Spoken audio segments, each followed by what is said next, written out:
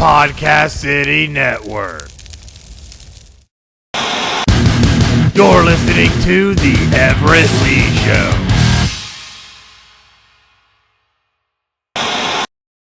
All right. Welcome to The Everett Lee Show podcast. I am The Everett Lee. Welcome to the program tonight, ladies and gentlemen. Tonight, I'm going to have a great podcast. But first, I want to give a shout out to everyone that follows my social media and right here on Podcasting Network's Twitch channel and Podcasting Network, official host of the Everett Lee Show podcast. Tonight, I have none other on the program. He is the host of the Between the Ropes radio show, none other than Ty Asbury. How you doing there tonight, Ty? My man, how you doing, man? Pretty good. I know last week I was supposed to have you on though, but some stuff happened on your end, and you let me know what was going on, which I do appreciate. You didn't leave me in the dark, man. That was great of you, but stuff happens. It's life, right? Exactly. Yeah. Some things came up I had to take care of, at home. So unfortunately, I apologize to your fans and mine that last week shouldn't happen, but tonight your boy Ty Asbury is here tonight in rock and roll. So let's do this thing. Yeah. We'll definitely gonna knock it out here, and I'm glad you're here tonight, and we're gonna have another great show as always here on the Everett Lee Show podcast. And I'm gonna throw the Arnold Schwarzenegger line at you. I got a bunch of questions. I want them answered immediately.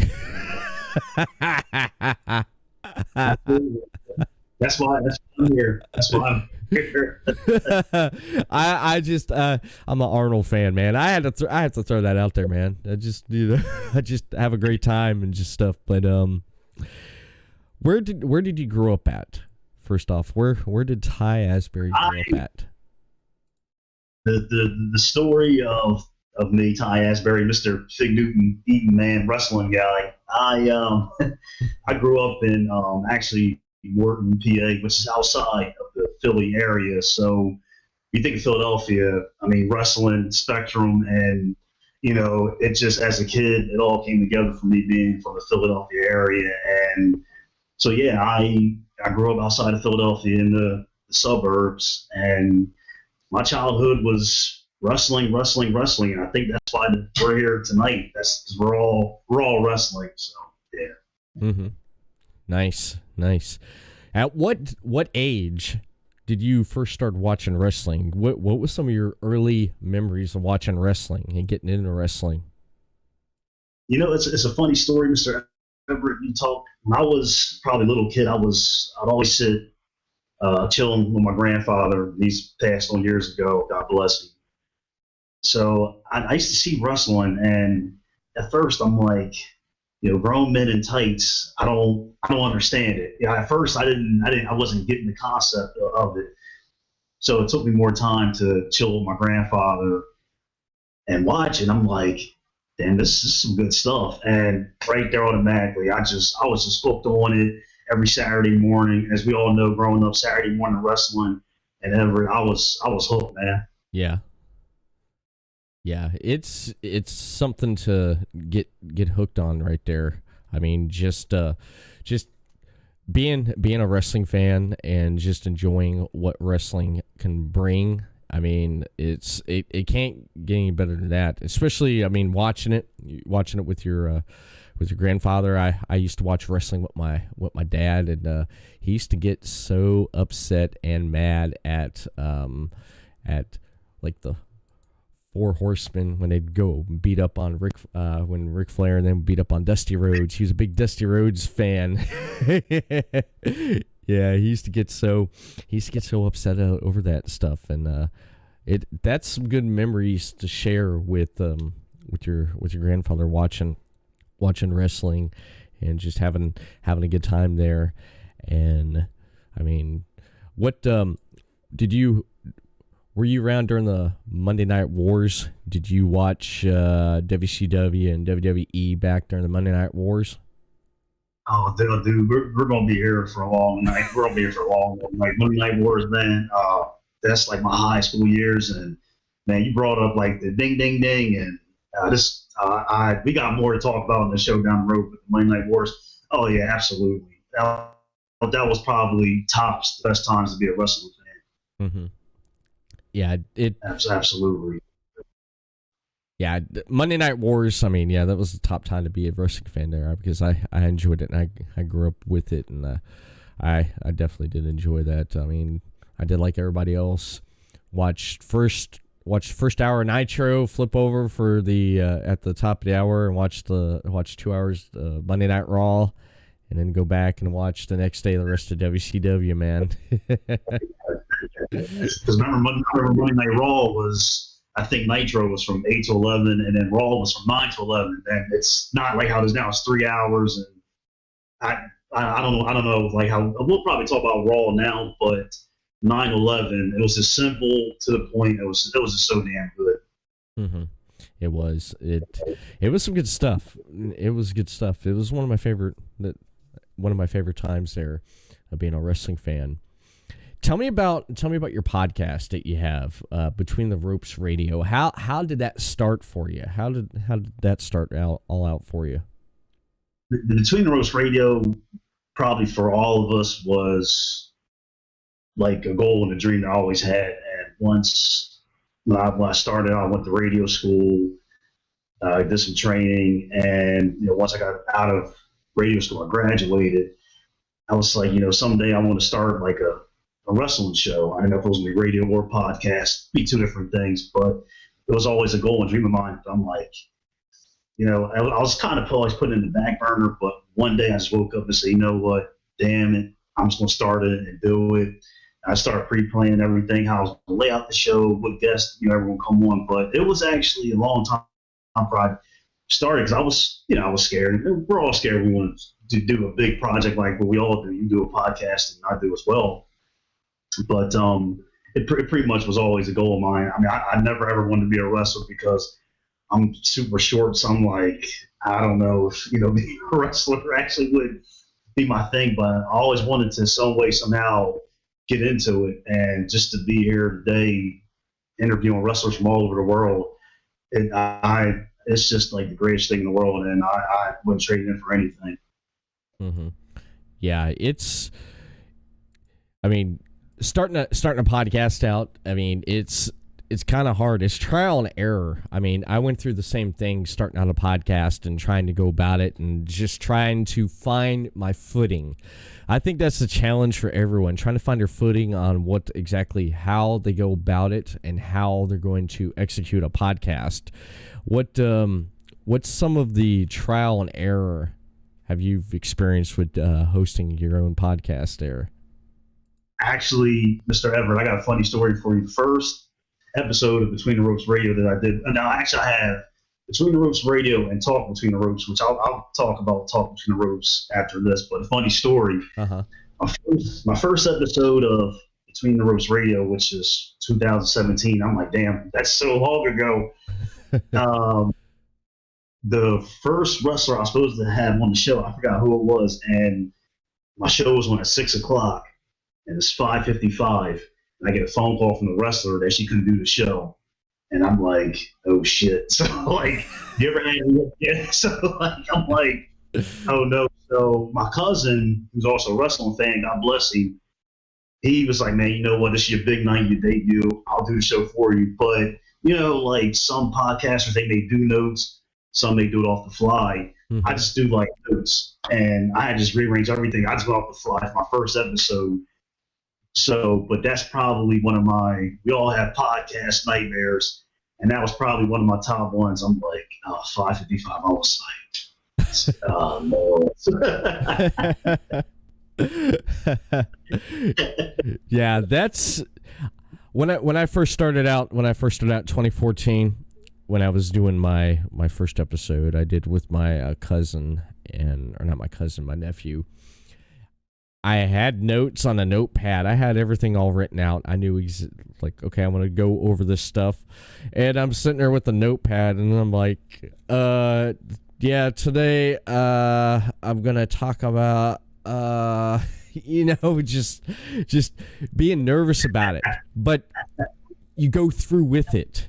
You go through with it, and then when that feeling, I bet it was like the best feeling in the world when you got your first episode recorded. You're like, oh yeah, and then you get it out there, and you're like, yeah, this is the best thing, and then it starts snowballing.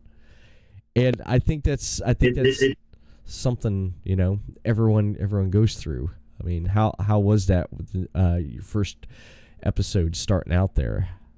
That went pretty good. Oh man, Everett, dude. When it was like you look in your first ever show. I'm sure it's happened to you too. And you look at the times like 5, 4, you're about to go on. And for me, I was like butterflies, and I got too much material, too little material. And I was just, as soon as it hit 6 o'clock, it seems like I was nervous, but once I had the headset on, I just went into it and just started going with it. But you brought up a really good point. I think after a while, you just dive into it, and it's just like you feel at home after a while. So, yeah. Oh, yeah. Yeah, it becomes almost like second nature. It becomes almost second nature to you because it's the second thing that you do, because as soon as you hit record, you have that mic and headphones. If it's video or audio, boom, right there. It's like flip of switch, dude. You're into it. You're into it. It's game on, man. Game on. And the really biggest thing about for me was I tend to overthink, like you're doing your notes and whatever you want to talk to the wrestler about, any guest you have on, wrestler, announcer, anybody, manager. Sometimes I overthink. Oh, is this question too good? No, is this question bad? Is this question too good? Or it's just like overthink things. So sometimes I kind of I may not even get to a certain question.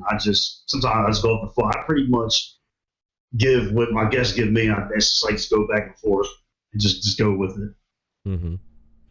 That's pretty much all you can do is just go with it. Just the questions, and just it's good to be prepared to have the questions, because some people could do it on the fly. I've kind of done both here, because there's times where when I'd have someone on the show for the first time, I'd give them notes. But then the second time, I'd hit them up and say, yeah, I'm going to hit this, boom, we're done. And then as soon as we start rolling, and it just becomes second nature after doing it for so long.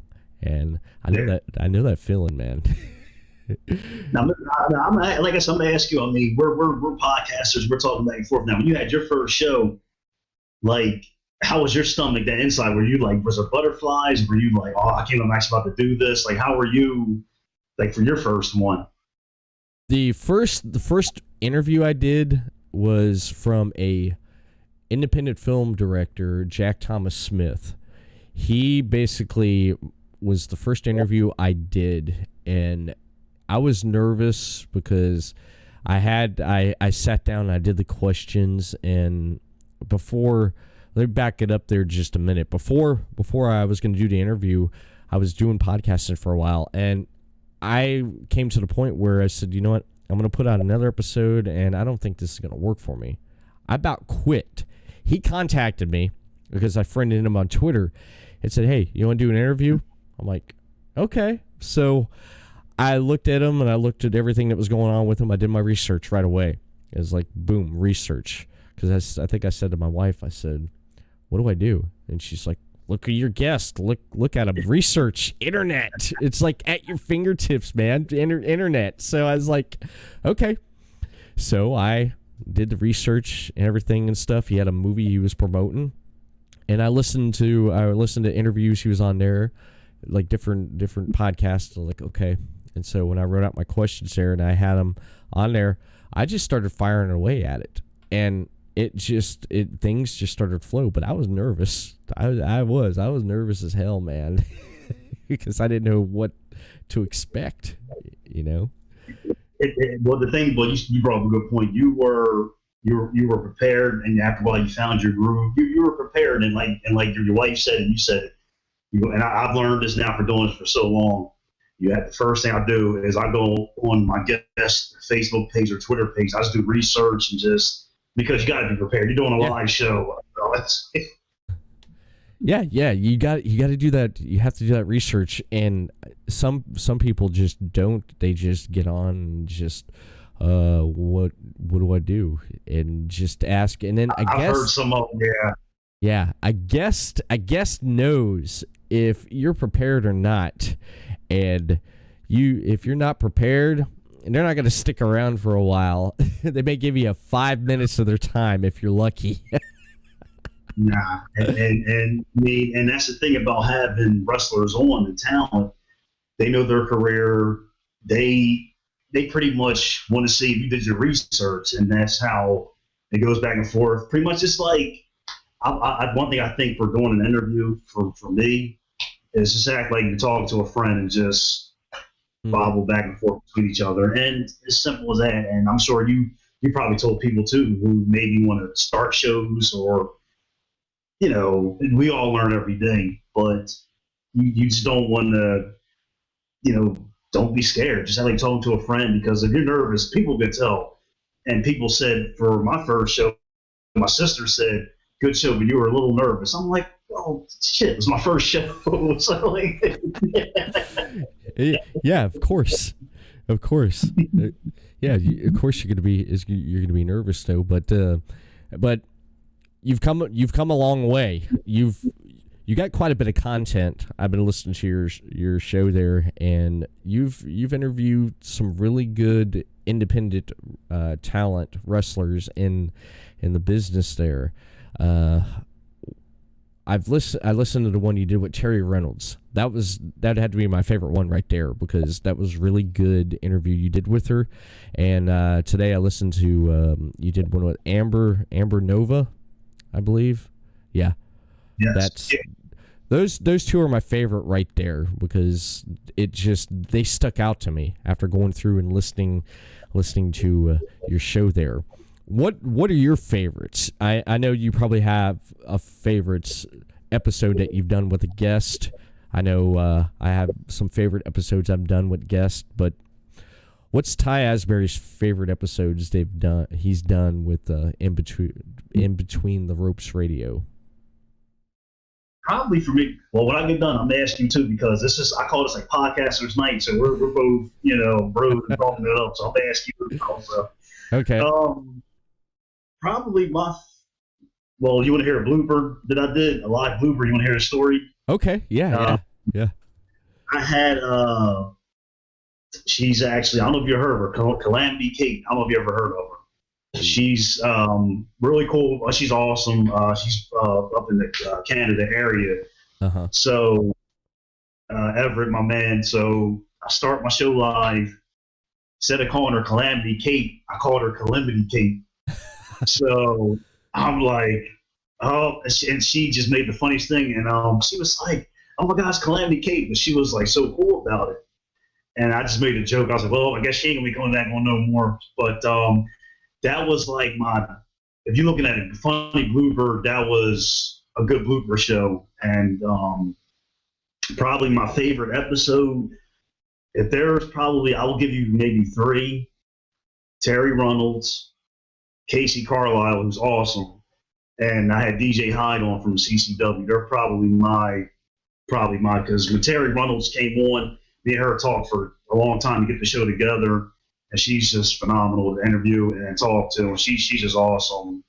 But it's always hard. Like, I'm sure you feel the same way. It's always hard to pick a favorite one, but there's always one that you have done. I'm sure you probably say the same thing, Mr. Everett. It's like, damn, that was good. Yeah, I can point out some really good ones. I can even dig back. I would have to say back when I first started out with just the Everett Lee Show. It was episode 71, 72. I had my nephew on. I had Chris Carnage on the phone. We had our friend Derek on at the same time. And we were trying to talk about discussion on what we're talking about. My nephew kept coming in with some stuff and everything, and we just started cutting up. We went off script and just started cutting up, and it was freaking hilarious. That's one of my favorite moments there. One of my other favorite moments would have to be the episode 50 I did with Chris Carnage. Damn, people who's known and watched back that far, episode 50 was the America edition, the 4th of July special we did, and it was the first time I put up a green screen, and me and Chris, we drank a lot on that episode, and at the end of it, Chris got up in the back of the green screen there, and I'm sitting there pulling up green screen effects, and we're just having a good time cutting up. That'd be one of my favorite ones. And then episode 130, I did with the independent film production crew, Bouncy Boxer Media. It was with Stephanie Davis, with Chelsea and Alexi there. That was fun. That was fun when we did there. We did like a drinking game, movie trivia game, which was great. But those are the ones that stick out in my mind right there that I enjoy the most out of having a good time. Just the group ones is just the best. Yeah. And that's the thing that's really cool, because you definitely, we all take pride in what we do as wrestling podcasters. We take this really serious. I told people numerous times, doing a podcast, that's your business. My shows are my business. It's what we take it like really serious, and especially what we present on the air. And I've noticed from a lot of wrestlers I've had on, they're all really cool. I'll ask them ahead of time, do you want me to ask this or that? Some will say, leave that out, And one thing I know, my mom, my mom's a real big wrestling fan as well, runs in the family. She's a big Undertaker fan. She always says, like, do you like to do shows kind of keeping kayfabe a lot? Or my kayfabe's been done years ago, but I try to keep my shows within their character, and I try to keep it with their character, so. Mm-hmm. Yeah, that's cool, because not to give too much away, what I do on here is when I do have independent wrestlers on, independent talent, sometimes when I ask them some questions about the business, and I don't know if they're shooting or they're telling or they're not. I can't tell. Excuse me. I can't tell. But I just leave it as it is. And if I'm bringing it up off camera, then I know. But right here on air, I'm just going to say I don't know half the time. I don't know half the time if they're kayfabing me or not. But off camera, that's a different story, and I'll just leave it as that. But but it's like everybody does. There's the biggest thing too, Mr. Everett. Too. There's so many wrestling podcast shows out there now. I mean, I listen. Of course, you want to listen around what's going on, but it's. I think I love the creativity about it. There's so much things you can do with it, especially one thing for me. I love doing different intros. I'm always writing different intros. I'm always sitting there thinking, just like, what can I write differently than I did last time? I never like to use the same, intro if I bring wrestlers on. But yeah, the biggest thing I think that's really helped out my show is, I don't remember who it was, and somebody said, Ty, when you promote your show, start telling your guests, the wrestlers, to record a promo of themselves to hype up the episode. And I looked at them. I was like, never thought of that. I think that's really helped out my show a lot. And I record my own, so I think that's really helped my show, get more where I want it to be. Yeah. I like your intro, man. I do. I like it. That has that beat to it. Like, yeah. I mean, I just like it. I like how that came about. How long did it take you to come up with an intro like you did for your show? How long did it come up with that? Like you referring to my music intro or the intro that I read online on live show? I don't know. Well, as far My live read? See, probably, I think for when I write out my intro, my live read, they can be hard to write down because I'm thinking, well, how's this going to relate to their character? So half the time, Mr. Everett, I'm sitting there thinking with a pen in my hand, like, all right, how am I write this one differently than last time?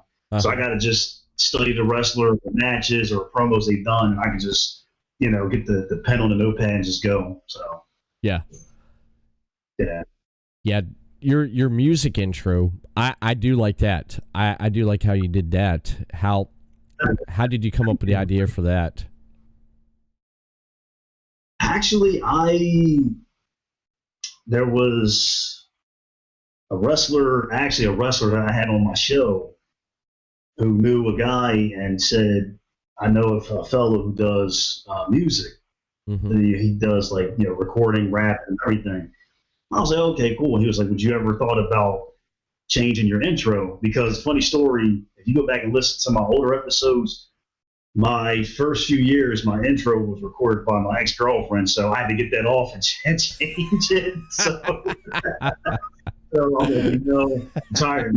I'm tired of hearing her voice. Got to get something new.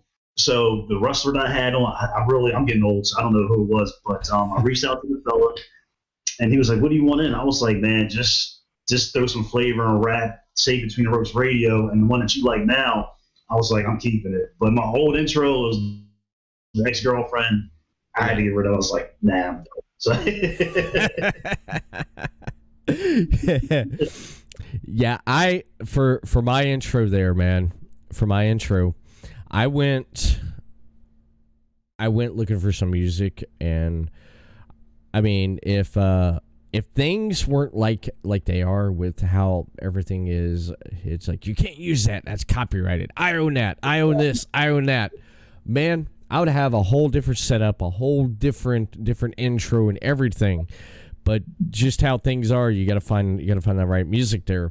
And I went searching, and I found an uncopyrighted song, which I've modified like about 3 or 4 times over the last few years. And the one you heard tonight, that's the one I'm sticking with there. I was like, yeah, that's it. Because I used to have these long intros, and I'm sitting there, I'm like, yeah, this is great. But then I said to myself, looking back at the episode of how long I recorded it, I was like, God dang, the intro takes up half the damn time. We got to do something there.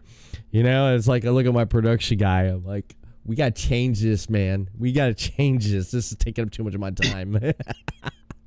So we ended up shortening it up, and what you hear now is the one I'm sticking with. And short and simple, straight to the point, boom. But I love yours because in the beginning of your episode, I'm just like, yeah. It's just, here we go. Yeah. And I think whatever you present in your show, it resembles you and me. I mean, I like hip hop and rap. So I was like, you know what? When I first heard when the guy said, here, he sent me an email in the MP3. He said, "What do you think?" I was like, I love it. I'm keeping it. And like you said, Mr. Everett, too, my old intro was like 40 seconds long. And I was like, I got to cut that down. It's too long. And like my show was only like pretty much a half hour. So it took like 20 minutes of my show. So I'm like, I can't even have the wrestler on now. So yeah. Yeah, you gotta manage your time there on what you're gonna have and how much time you're gonna use that intro.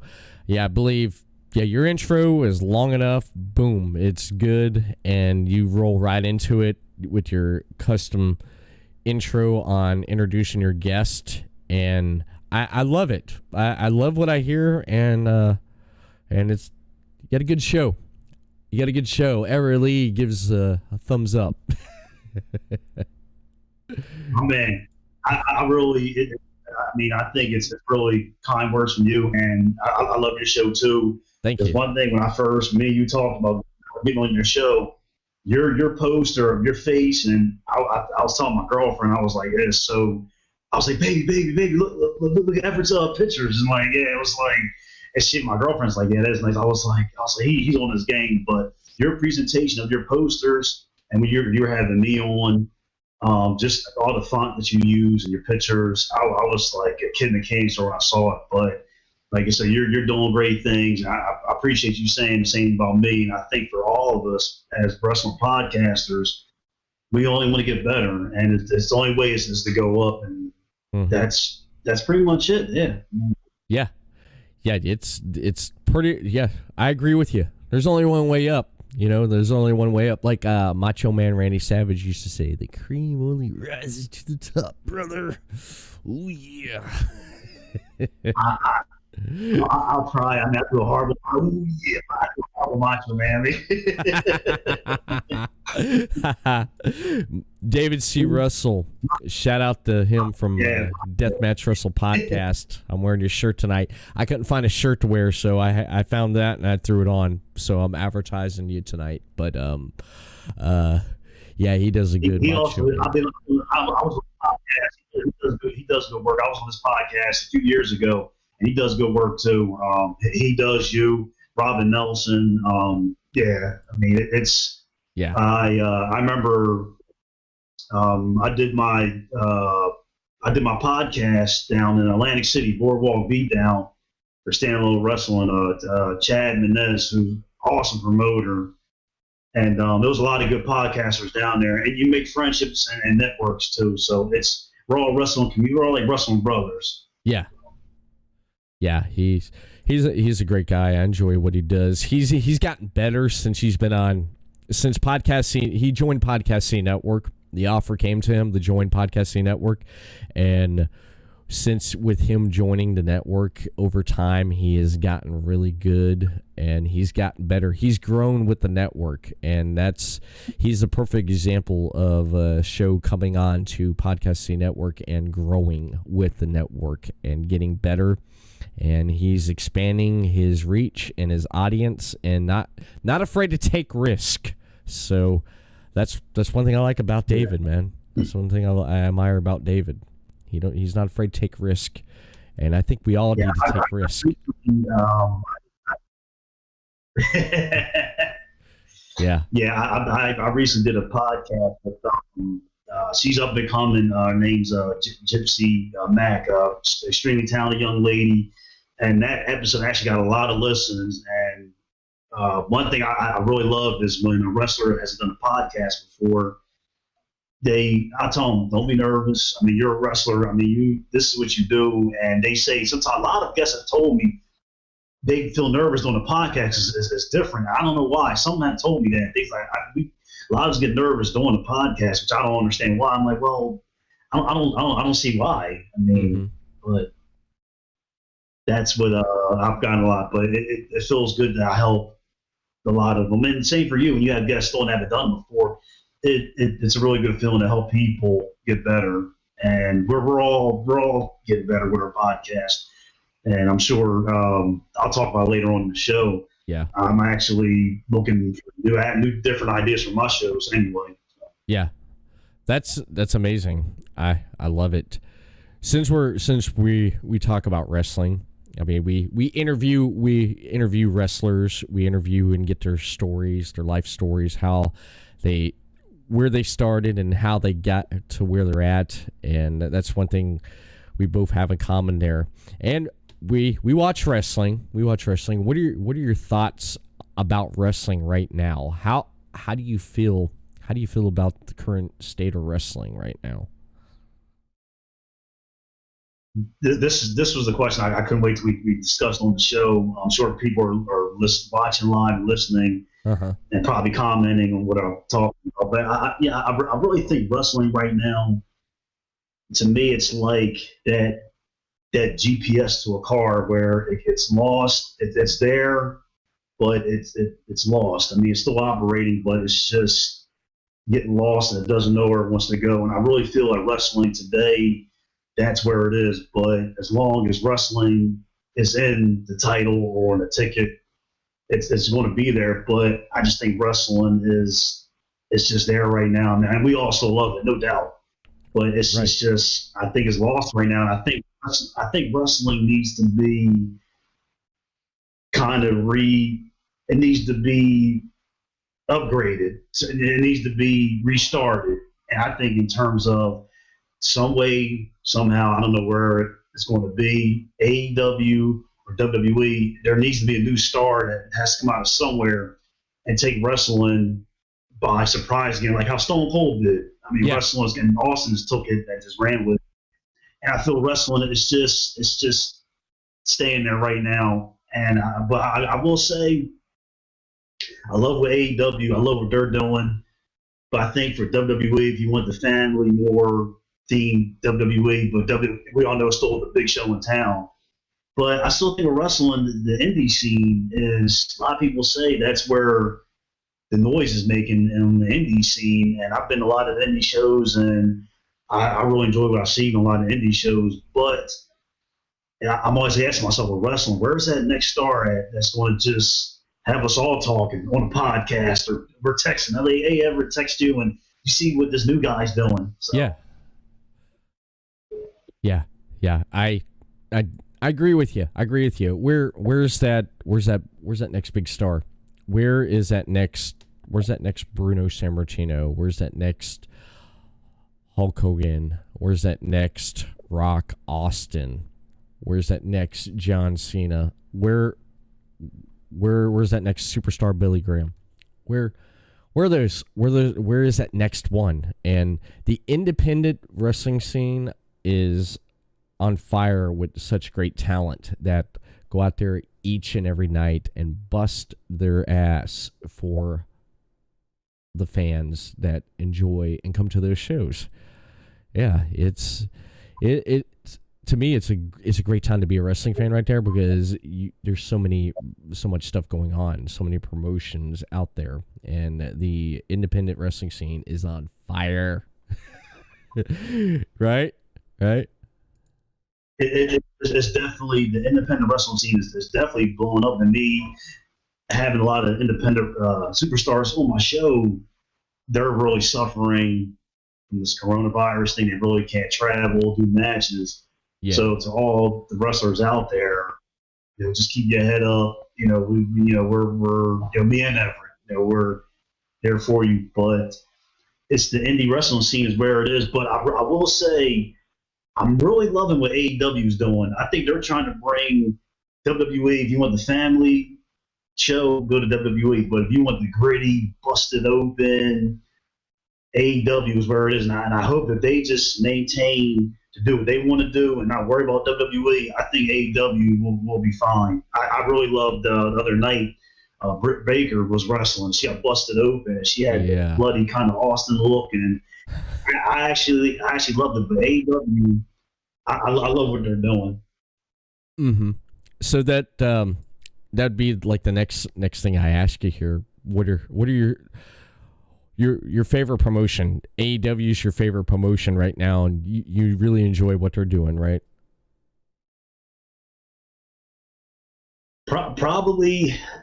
Actually, me and my girlfriend were arguing about this. She's AEW and I'm AEW, but as a kid, I still, even though Vince drives me crazy sometimes with his thinking, I'm still a WWE guy because I grew up watching Vince on Saturday mornings with Jesse the Body, so I'm still a loyal Vince guy. But AEW, I'm like, I'm liking it, but they're still WWE, but AEW is kind of creeping up because I love what they're doing. Cody Rhodes, I'm loving what AEW's doing. They're giving us pretty much different avenues of where to go with their promotion.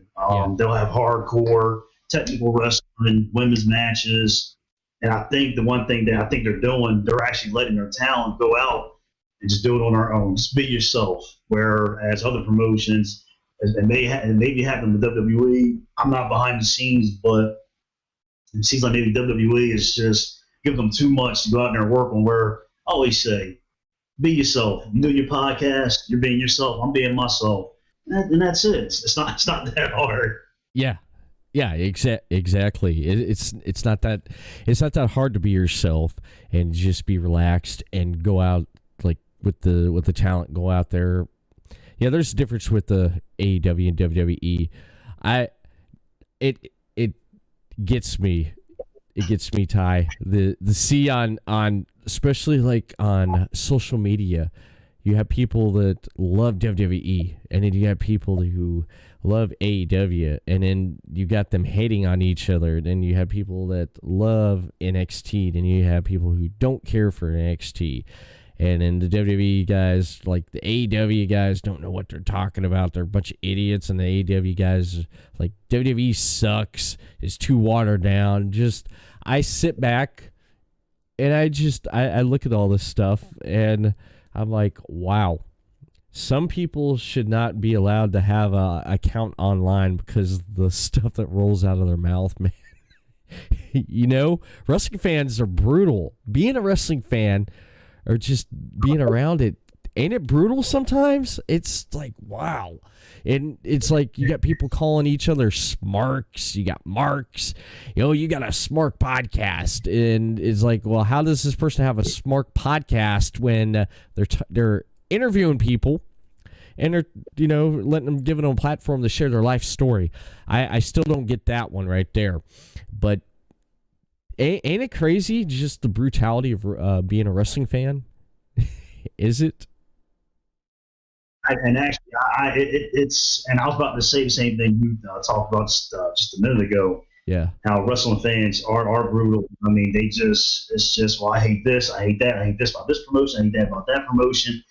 And I think you should just enjoy it, take it as it is, and just, I mean, it is what it is. And I mean, if you don't like one, then go to the other. If you don't like WWE, you have AEW. And I think everybody, wrestling fans, they're just going to critique like that. I think that's going to go on for a long time.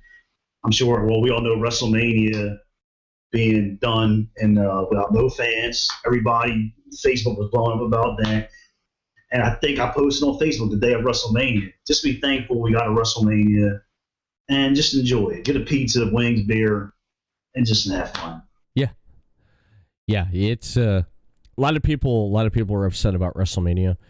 It shouldn't have happened. They should have pushed it back. Well, they're giving us something. They're going with it, and there was a lot of mixed emotions with WrestleMania.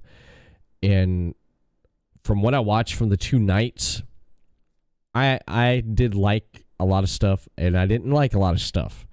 But I didn't advertise it out there like, oh, I hated, you know, all the stuff I hated about it. I think I put a post out there and said, hey, out of the nights I liked, these are the three things these were my favorite three things, and I left it as that. And I got some pretty good feedback. But yeah, brutality of wrestling, man. It's just sometimes, Ty, hearing a wrestling fan go off about wrestling when one person likes this or they don't like that, I think back of The Simpsons to the comic book guy. That's how I picture when I'm like, I hear that voice reading the comment on there on Twitter or something. You know, talking about, man, you know, that's what I picture in my head there. You know, the comic book guy from The Simpsons getting on there. You know, on the contrary, actually, this move right here is used by the great Kali. It's, you know, something like that. And I'm like, whatever. You know, when I'm on Facebook anymore and I see what wrestling fans are saying, I just kind of just keep on scrolling down. Mm-hmm. I see what people are saying on the discussion boards about what's going on, like WrestleMania, Raw, yeah, or even SmackDown, or even AEW. And I'm just thankful wrestling is still here. And it's just still, I mean, like I said earlier, in my opinion, I think it's kind of just stuck right now. Mm-hmm. And I would like to see it get retooled and upgraded and new stars. That would be really cool to see. Yeah. But I think a lot of fans would agree. As long as wrestling's in the printed out for us, fans will be there. They're not going anywhere. No, they're not. They're gonna watch regardless if they love or hate something. They're gonna love it and they're gonna watch. If they hate it, they're still gonna watch, so they have something to talk about.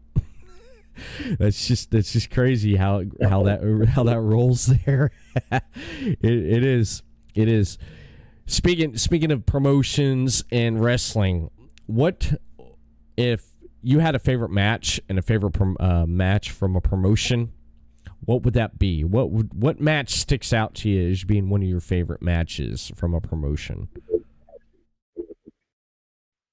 I would say probably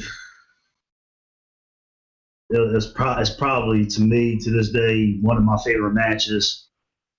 I would have to say Ricky the Dragon Steamboat, Macho Man from WrestleMania 3. Yeah. Like that's to me, that's like the match where you got two fast Jaguars going at it, both equally matched. They're quick. One's up, back up, the other one's down, back, and they were just back and forth. And I mean, I think that to me, still to this day, we're talking 1987, still one of my favorite matches of all time. And we all knew when Ricky Steamboat wrestled that Macho Man, we knew we were getting out of either one of them. But when they WrestleMania 3, and we all know Hogan and Andre was the main event, but Savage and Steamboat, hands down, their match at WrestleMania 3. Mm-hmm. Macho and Ricky the Dragon Steamboat, man. Wow. that is, I love that. One of my favorite matches right there. Yeah, WrestleMania 3 where Ricky Dragon Steamboat and Macho Man. That was built up so well right there. I remember watching that as a kid, and my brother was like going crazy over the fact that Steamboat came back after getting injured by Savage with what happened with him. But that's one of my favorites there. I love that.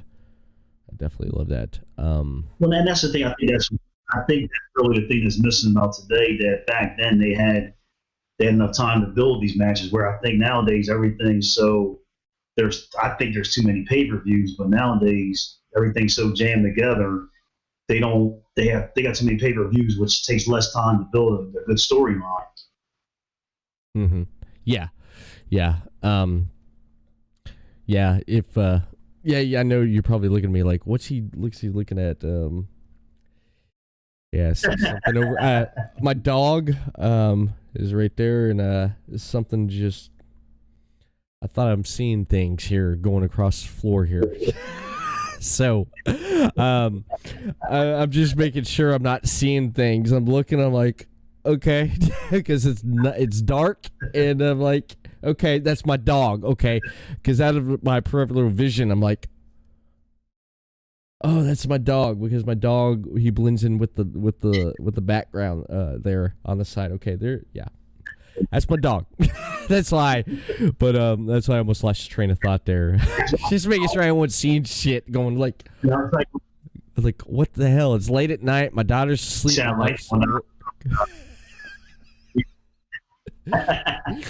you sound like on Friday. That's my dog. Yeah, that's my dog. Love that movie. My favorite matches would have to be, I've talked about it before on the podcast here, have to be the best of 3 series with Ricky the Dragon Steamboat and Ric Flair. I love that. I love the best of 3 series there with him. That would be one of my favorites right there, having that. And it don't get any better than that right there for me as a fan of if I had to pick a rivalry, just what Ricky and Flair and Nature Boy went through. That's one of my favorites. It just sticks out there, and matches. But any other match that sticks out for you there as one of your favorites? Probably, I will probably put this next match. Well, because they've wrestled numerous times, but both of their matches at 2 different events. I was a huge Kurt Hennig fan. I was a huge Mr. Perfect fan. So I'd probably put him and Bret Hart at SummerSlam '91. Then they had King of the Ring '93. So I was still always will be. I was a big Kurt Hennig fan because he was the guy who had it all. I mean, the looks, he had the looks, just the attitude, and I'm always saying he never got the belt, but when him and Bret Hart got together, you knew they were tearing down. They got together. Yeah. Yeah, Mr. Perfect, man. I loved the remember the promos of Mr. Perfect? I love those things, how he would do stuff and he wouldn't miss or anything. He did it perfectly. Remember that stuff, man? That stuff was great. He'd throw the basketball, behind him, and it'd land perfectly, and he'd like bowl a perfect bowling game. I love that. that stuff was great. Actually, funny story the other day. Me and my girlfriend, we were in the kitchen making we were making dinner. So I we were doing dishes. So I was drying everything off. So I tried to do the Mr. Perfect on my back, and it like landed it went right into like the dirty dishes. So she looks at me. She's like, "Dude, that was terrible." I was like, "Yeah, I'm with her Henning." So. So that's great. I love it. I love it, man. That's great. But Kurt, I think my favorite Kurt Hennig moment. Remember when WrestleMania 9, he lost to Lex Luger, so he comes back for 10, screws Lex Luger out of the title match, and the whole thing was, you hold grudges, against Lex Luger. So he was on the Heartbreak Hotel. And Shawn Michaels like, you hold a grudge, and Perfect's like, nah. And he's like, well, just because 392 days ago in WrestleMania 9, he knocked me out, I don't hold any grudges. And I'm like, dude, you know the exact days of when that happens? Like, okay. So like, yeah, that was great. I forgot about that there. That was great right there. Yeah, Mr. Perfect. They did so much. I liked him when he did commentary. When he would do commentary with Vince McMahon back in the day. He was good. Yeah, he was good. He was good. One of my favorite things he said on commentary was when he was doing commentary with Vince McMahon, and it's when Razor Ramon debuted. And Razor Ramon came out to the ring there, and whoever he was wrestling against, he was throwing around, and he said, "Look at that big man, he's taking out the garbage. Look at him toss that piece of garbage around." Just great, just great commentary there, and he was great, and I was shocked when he passed away when he did, man. I didn't expect that because he was one of the greats. I actually first started. I started becoming a big Mr. Perfect fan. I'm always bringing up my grandfather. He was an awesome guy. My first actual wrestling event was SummerSlam '90 at the Spectrum, and he wrestled Texas Tornado. So I was starting to see like the cocky, like he had the belt, and I was a Perfect fan right then and there. But actually, when that happened in SummerSlam, that was an early birthday present for me, for my grandfather. So I'll never forget that. I mean, first ever event, SummerSlam at the Spectrum. I mean, you can't beat that. So yeah, that's I love that. I went and seen ROH back with my nephew a few years ago, Ring of Honor down in Fort Lauderdale here. Went down there with my nephew, my wife, and a friend of my nephew's. That was great. That was a great show to watch. That was back when Cody and the Bucks were still with the promotion, and a lot of the talent you see on AEW was with them. And then me and my wife, we went to July 2014 Tampa. Went to see Battleground. That was a pretty good event. SummerSlam 2015. Up in New York, first time I went up to New York, that was something, man. And I've seen Raw a couple of times here in Orlando. That was great. Never been to a SmackDown before. I believe eventually one day I'll get to go to a SmackDown. And actually NXT. I mean, I've seen NXT live here in Daytona, but I've actually never been to Orlando there where they shoot the show, but I will. I'll eventually get around there and stuff. But I love the independent wrestling scene around here. I love what we have to offer here. There's good promotions.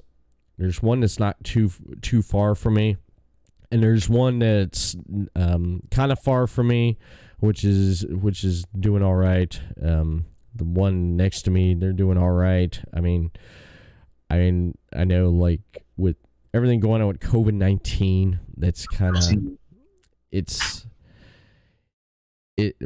workers are hurting. They are hurting, man. I feel for them. They can't get out there and perform. They can't do it. Yeah. It's bad. It's bad for them right now. It's really a sad thing that they can't, do what they love to do, and that's wrestle. And hopefully, I mean, we don't know how long. I mean, and the thing is, tomorrow's never guaranteed. We don't know how long this is going to go on, but I hope the wrestling gets back on track, especially with the indie scene. And actually, I've had a couple wrestlers on my show in the past who wrestle in different promotions in Florida, and I heard Florida's really big down there for the indie scene. It is. And you're lucky you got all your choices down there. Yeah, it is. There's so much wrestling down here that goes on all over the place. Over on the West Coast in Tampa over in Tampa, you got promotions over there that are on fire, right? Well, I always say, like, right now, but with everything going on, but their wrestling promotions are on fire over there. They put on some great shows. Orlando, I mean, you got MLW in Orlando, and of course WWE, NXT there. But if you go down like south to Cocoa, around that area, you got Atomic Revolutionary Wrestling, ARW, or I think it's ARW, ARE. They changed their names a few times, but I can't remember off the top of my head. And even down towards Miami, you got wrestling promotions. Florida's a melting pot for wrestling promotions, and there's so many here. If you can't find a wrestling show to go to here in Florida, you're not looking. I'm serious, man. Yeah, you're not looking. Yeah, you're not looking. It's like you have to if you live in the state of Florida, you have to go to an independent wrestling show. If you're not going and you are in the confines of that WWE bubble, get out of that bubble. Get out of that bubble, because the world's big out there. It's big out there. Yeah, there's a lot going on out there. Actually, for me, it's just, I'm actually I'm in upstate New York, so I don't have a lot of choices where I'm at. So it is what it is. So I just, I do my shows and just make the best of it. So if I do maybe want to go to a big show, may have to go to Philadelphia, which is like 3 hours away. Mm-hmm. Yeah. Well, you got some. You said, I mean, heck, House of Glory. That's up there. CCW. I know you live up there. Yeah, you're pretty close to where David Russell lives up there. CCW. I know House of Glory. House of Glory there. You got CCW. Actually, in Philly, the 2300 Arena, which used to be the ECW and CCW Arena, they run there. But CCW, as like I said, I've had DJ on my show before. He's supposed to be coming back on my show soon, but DJ I does really good stuff for CCW, and he's actually CCW has look all the people they've actually sent out of their promotion to do big things, and they did big things inside of CCW. Sandy Callahan, John Moxley. I mean, CCW's known for that now. Drew Gulak. I mean, so yeah. They've had a lot of talent that's moved on to big things, and that's amazing with who's come out of those promotions. Don't it amaze you how you would see some of the talent at your local independent wrestling shows, and then within a certain amount of time, you see them up on TV on programming like AEW, NXT, WWE. Don't it amaze you? And you say to yourself, I remember when that guy was wrestling, I used to see him every other Friday or Saturday night. That's amazing, ain't it? It's a crazy feeling because actually, John Moxley, me and my girl used to go to CCW. That was like our Saturday night thing. Go to CCW in Philly, and John Moxley be like right there. And now we're watching AEW. We're like, we seen it. Like we seen it. It, which is it's cool because we got to witness him finally make it. Mm-hmm. And that's I think that's a big thing in wrestling. I think everybody wants to help each other and do the best they can, but the best thing in wrestling is to see somebody finally get there. Yeah, it's one of the greatest things to see someone that you watch come up in the independent circuit there and come up, and you see him on TV, you see him on primetime TV. It's a great feeling there to see that. You kind of mark yourself out there when you see him on TV there. Well, Everett, I'm gonna say, I mean, your show, we're doing your show right now live, prime time. I'm honored too, man, to be on the show, man. I mean, it's cool, man. Being on somebody's podcast and everything. So it's anything wrestling related. It's a medicine I have to have. So. No, I appreciate it. And you don't even have to be a smark to like this show. So that's the good thing about it. The good thing about it there. That's one thing. I just hate in a way, I do hate that term, mark and smark. Yeah. You got a smart podcast. Yeah. Okay. Yeah. Half of them are probably young kids that don't, haven't been. They're probably these generations fans than when we were coming up. Yeah. That's true. That's true. With wrestling, everything going on with wrestling right now, with a lot of independent wrestlers trying to just taking a back seat right now with everything with COVID-19. How have you been dealing with this COVID-19 thing? How you been dealing with it? Actually, I've been just trying to do as they say, keep washing your hands. From the time I leave the house, I come back in the house, dinner, I'm just, when I go to work, my other job, constantly washing my hands. And at first, I didn't take it as serious, but now see, unfortunately, people are passing away. It's just, the numbers are building for people who have it and passed away. It's something I'm taking very serious now. And I think the one thing that's helped me through it is, watching wrestling, doing my shows. And I think that's the biggest thing I've been doing to keep it off my mind. But I think, especially, we've been talking about it all night long, especially the independent scene, it's probably going to be affected for a long time on this until we're fully through this. Yeah. So, yeah. Yeah. I pretty much been busy with putting content out there with what I do here and helping out and doing stuff with the podcasting network, trying to further that business right there with my other two business partners on the network, which hasn't been easy, but things are looking up, things are looking in the right direction.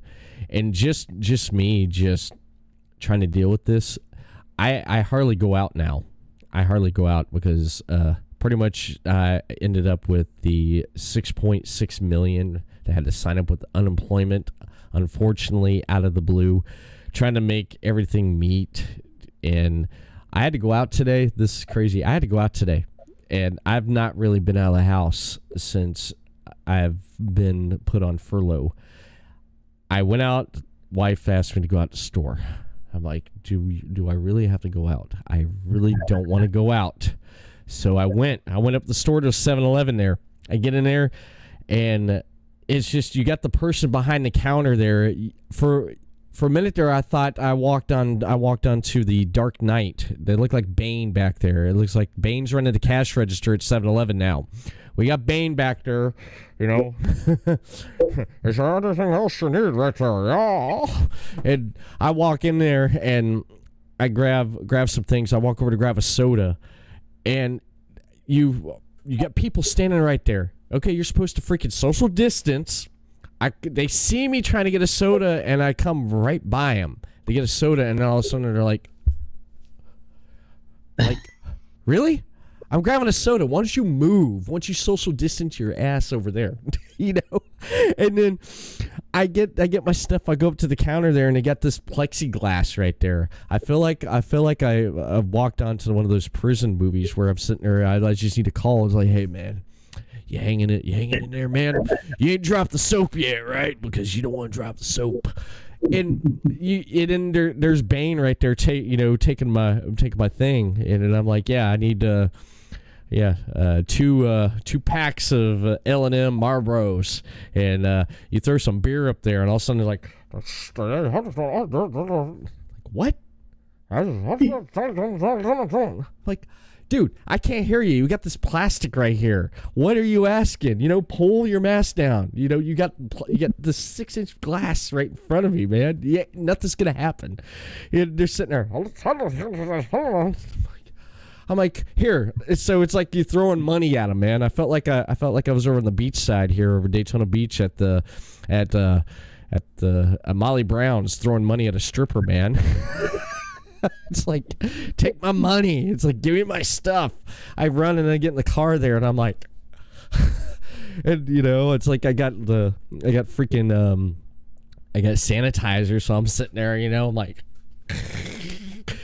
It's just, and it's nerve-wracking, man. I want life to get back the way it used to be, because I can't stand it, because I'm trying to adapt and trying to go along, but it's hard for me, man. It's hard because I'm one of those people that it's like, hey, how you doing? Handshake, hug, hey, connect. You got to connect.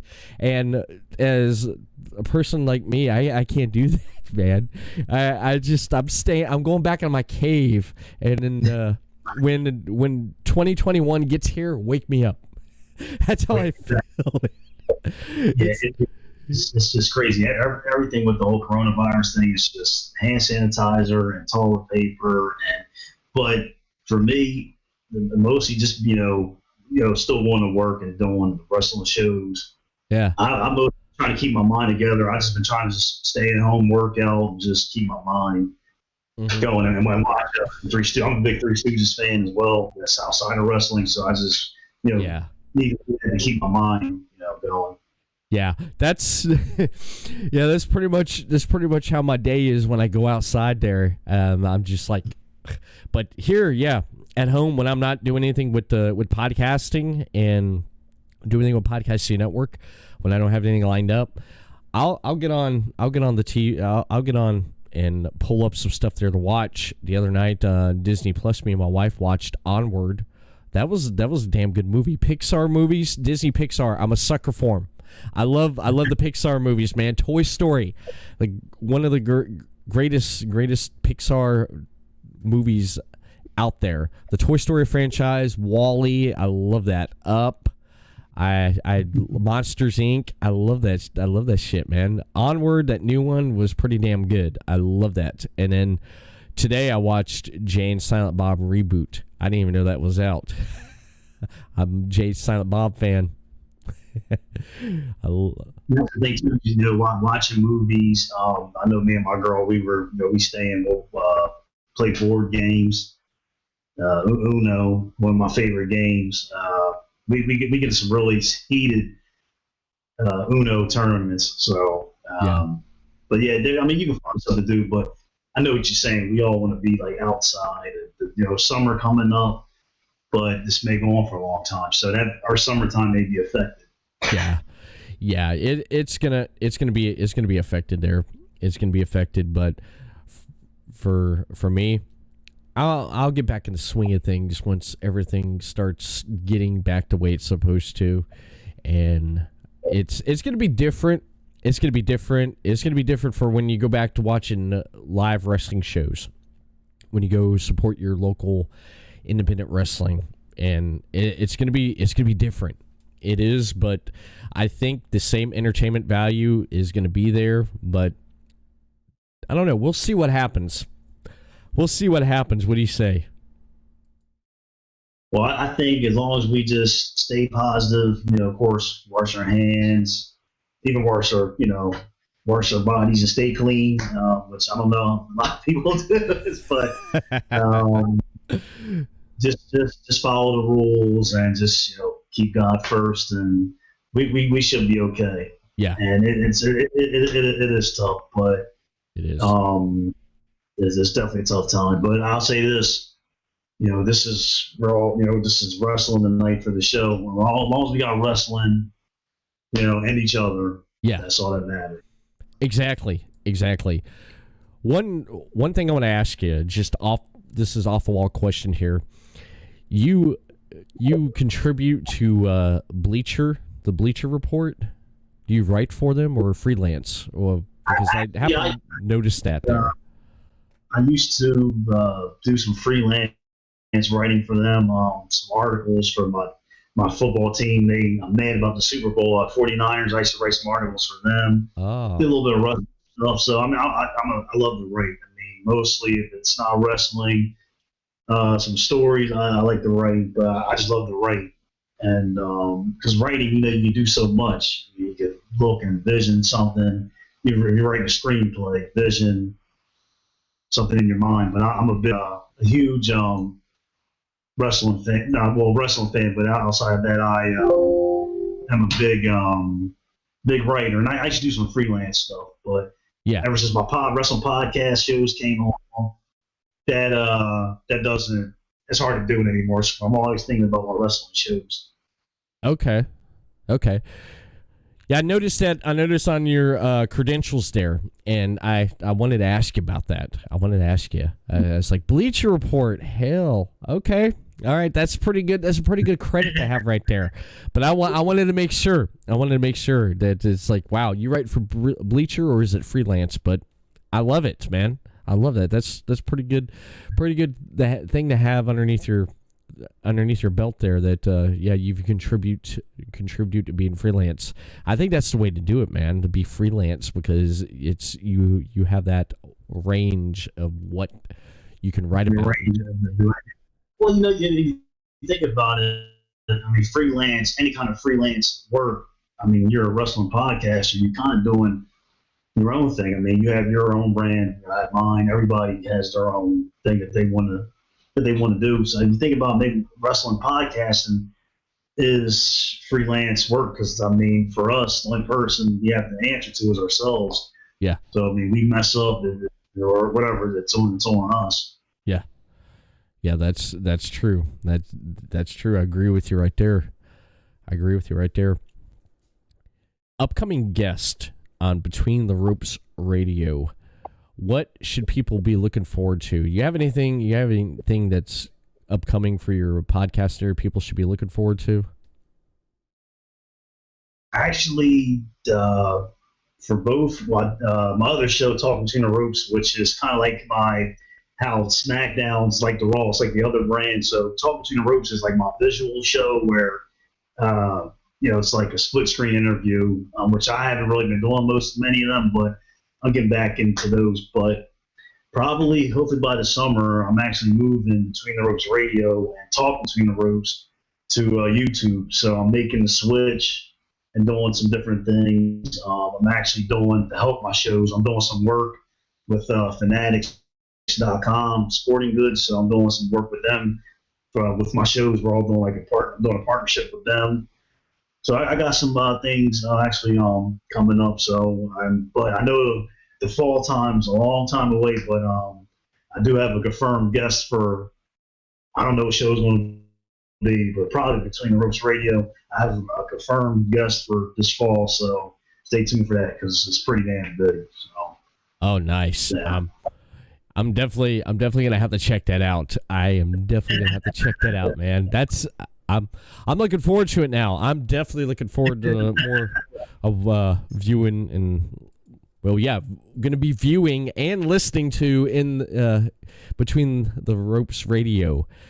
I'm excited. I am excited, and I do want to thank you for coming on here tonight and taking time out and having a good time talking with me about wrestling, podcasting. I love it. I love having another podcast host come on their show and me giving my platform and saying, "Here you go, promote yourself, man. Promote yourself." I love it because we're all in this together. And a lot of respect to you for what you do in podcasting and the content you put out there.